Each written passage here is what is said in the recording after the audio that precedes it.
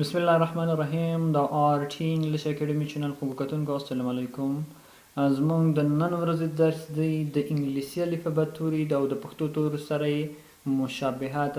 دغه درس دغه چا دپاره ډېر ضروري دی چې انګلیسي د زیرو نه د تعداد نه شروع کړي. درس سره وګورئ، نورو ملګرو سره هم شریک کړئ. د انګلیسي توري دلته یې تلفظ پښتو کې او دلته یې پښتو کې د تورو سره مشابهت دی. ا الف او عین اواز ورکوي لکه الله، همداسې عامر موږ چې لیکو ای باندې لیکو. بی د بی اواز ورکوي لکه با. سی د کاف او سین اواز ورکوي. کله چې د سین وروسته آی ای وای راشي بیا د سین اواز ورکوي. نور هر ځای کې د کاف اواز ورکوي. ډي د دال او ډال اواز ورکوي لکه داوود یا ډور دروازه. ای د الف ای اواز ورکوي.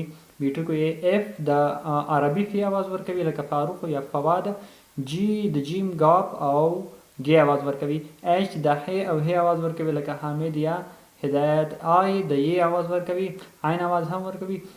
جی د جیم او جی اواز ورکوي لکه جواد. کا د کاپ اواز ورکوي لکه کابل. ال د لام اواز ورکوي. میم د ام د میم اواز ورکوي. همداسې او د واو او عین. پی د پی. کیو د کاپ لکه قادر. آر د ری او ړې. اس د سین سیټ سی او صاد اواز ورکوي. یعنې هغه نومونه چې په دې تورو سره پښتو کې سټارټېږي په انګلیسي کې به یې سټارټ په اس سره کوو لکه صابر، همدغسې ثنا، داسې نور نومونه. ټي د تی توی اواز ورکوي لکه توت، ټال، طاهر. نو په انګلیسي کې به په ټي سره سټارټو.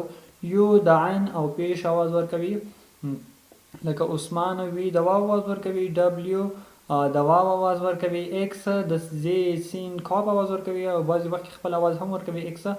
وای د ی اواز ورکوي او زیډ د زال زی ضاد زوی اواز ورکوي. د اس په شان ده کوم نومونه چې په دې تورو سره سټارټ کېږي شروع به په انګلیسي کې په زیډ سره وي لکه ذاکر یا زینت، ضیاء الله یا ظاهره. نو دا زموږ د نن ورځې درس. هیله ده چې خوښ شوی وي. کوم سوال پوښتنه وي کمنټ کې ولیکئ. تر سبا پورې مو په پاک رب سپارم. بای ښې چارې.